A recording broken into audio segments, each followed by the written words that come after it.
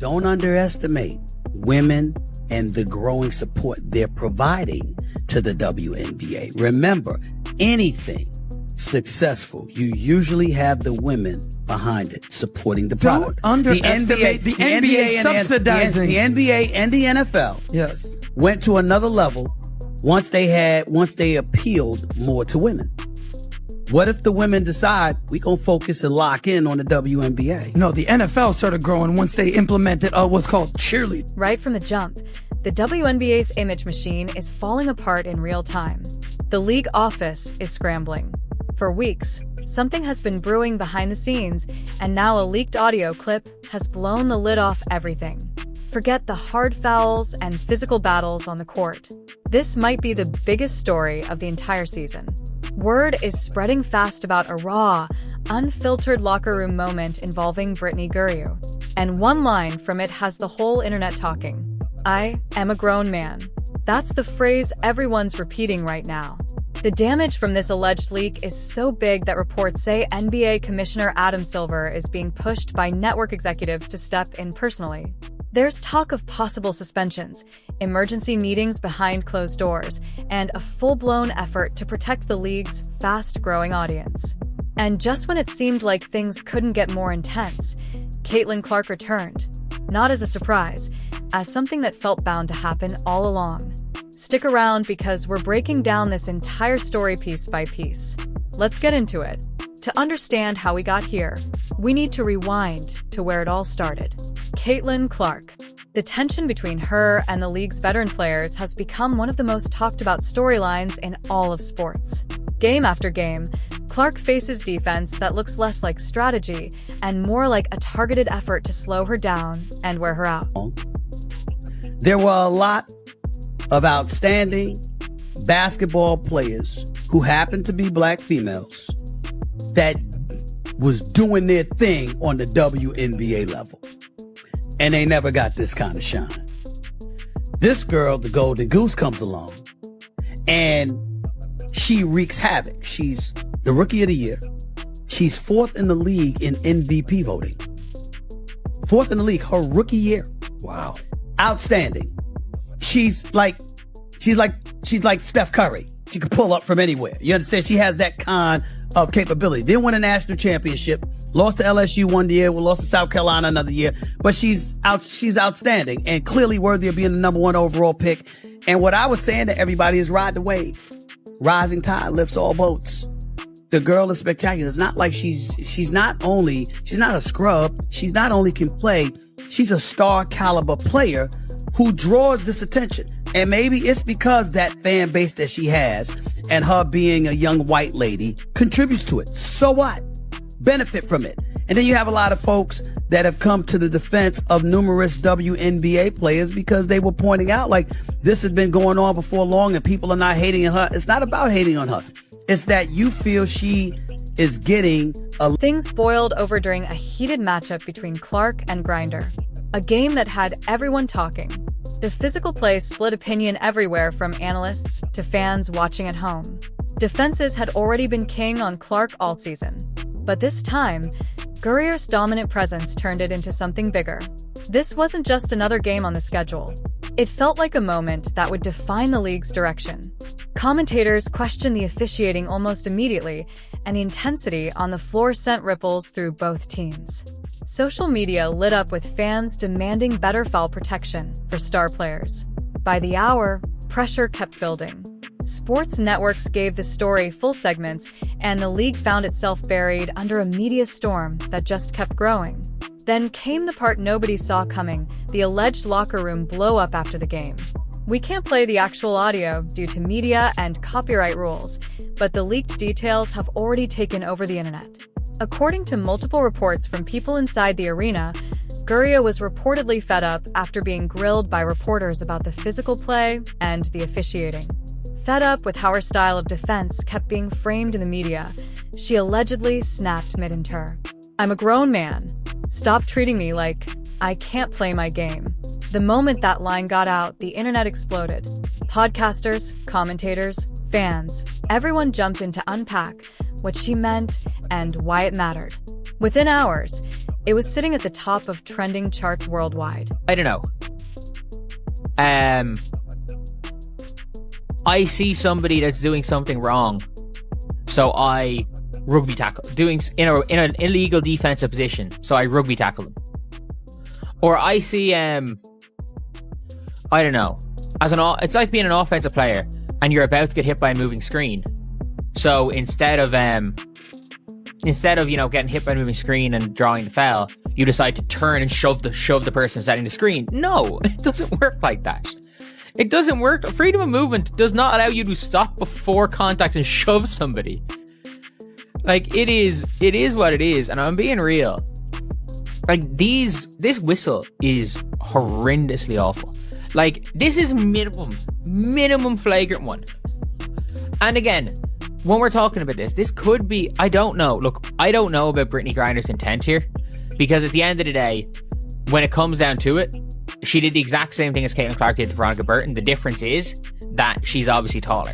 And is there a level of responsibility that you have to have when you're a little bit taller? Yeah, there is. There absolutely is a greater level of responsibility. If you agree this is some bullshit, subscribe. We are trying to get to 60k as soon as possible. We're on 59.6k right now. Thank you guys so much for all the support, by the way. Like, nearly 100 subscribers in the last day. But we gotta be real. This, like, if you're someone that's at a height that you can very easily go and clock somebody in the face, you probably should have to be a bit more careful. But yeah, it just keeps happening. It just keeps happening with Caitlin, that. That's when the stakes shot up even higher. We're talking billions of dollars tied up in media rights deals and sponsorships. So, league executives were suddenly under real pressure to control the story fast. Reports say NBA leadership, Commissioner Adam Silver included, was watching closely, with internal talks shifting toward protecting the league's reputation and its long-term business future. Every major sports outlet started speculating. Would there be an official investigation, disciplinary action, some kind of top-down intervention to calm things down? And right as the league's PR team tried to get a handle on the story, something nobody expected happened. This time from inside the Indiana Fever's own locker room, Sophie Cunningham, known for speaking her mind and for her fast-growing spotlight, stepped straight into the middle of it all. What she says, right there, watch this. Every time we play her, there's this commotion, like this loud rumbling from the stands. Turns out it's people, thousands of them, just sitting there watching on purpose. It's very disruptive. She says WNBA games used to be a chill, quiet place. You could bring your laptop and relax, maybe even get a little work done. But now it's like there's large gatherings of people watching us from the stands. Some of them are yelling crazy shit about what they're seeing, putting unfair pressure on us to score, like we're there for their entertainment. You are. The whole thing is toxic. I saw a guy with his daughter in the crowd, both of them yelling, couldn't hear what they were saying exactly, but it was either my performance or some light racism. But here's where I'm going with this. So the WNBA says they want to get paid more. They're saying this year they're going to make $1 billion. That's what they're saying, okay? For the first time ever. Now that Caitlin Clark is hurt for 2 weeks, did you see ticket prices? Insane. Let me read you the ticket prices. After Caitlin Clark's been hurt for 2 weeks. All right? So let's go through this. Caitlin Clark absence is having an immediate impact beyond the court. According to data shared by Yahoo Sports via TickPick, prices for 2 specific Indiana Fever away games against the Chicago Sky and the Washington Mystics dropped sharply after Clark was sidelined. Before the injury, the lowest ticket available for Fever's matchup in Chicago was $86. Instead of staying quiet or letting the team release some safe, generic statement, Cunningham let her past comments do the talking. Fans and analysts quickly dug up her old ESPN interviews where she'd been vocal about fair competition, player safety, and consistent officiating. She hadn't held back before. Strong opinions, no sugarcoating, especially about how players get protected on the court. So, as this whole situation grew bigger, people started pointing back to her as the voice for athletes who feel the league's rules and officiating need real change. Some would deem controversial. She's a teammate of Caitlin Clark. She plays on the Indiana Fever. And She was the one that got into it with a player a few weeks ago where she just pointed in her direction and kept pointing in her direction. That's Sophie Cunningham. Well, anyway, she made some comments that were deemed relatively controversial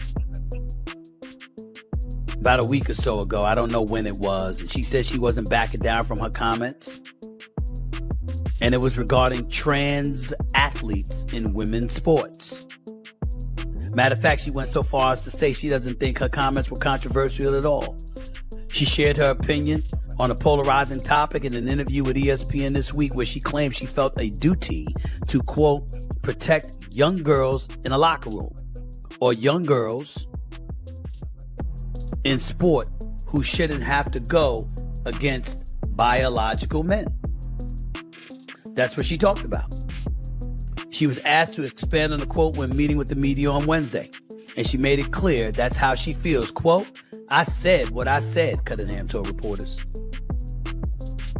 But rather than me just saying that, let's hear from Sophie Cunningham herself. Listen to what she had to say. Talked about wanting to protect young girls who shouldn't have to go against biological men. Just can you expand your viewpoint on that? I mean, I think I said what I said. I think it's kind of common sense.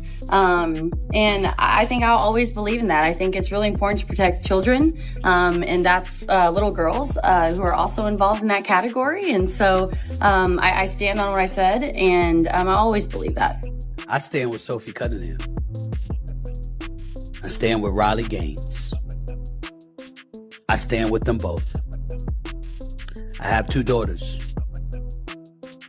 They don't participate in sports, but if they did, that would be my position. And I think it's important to emphasize what Sophie Cunningham said a bit further. She said, I think I'll always believe that. I think it's really important to protect children and that little girls who are also involved in that category. So I stand on what I said, and I will always believe that.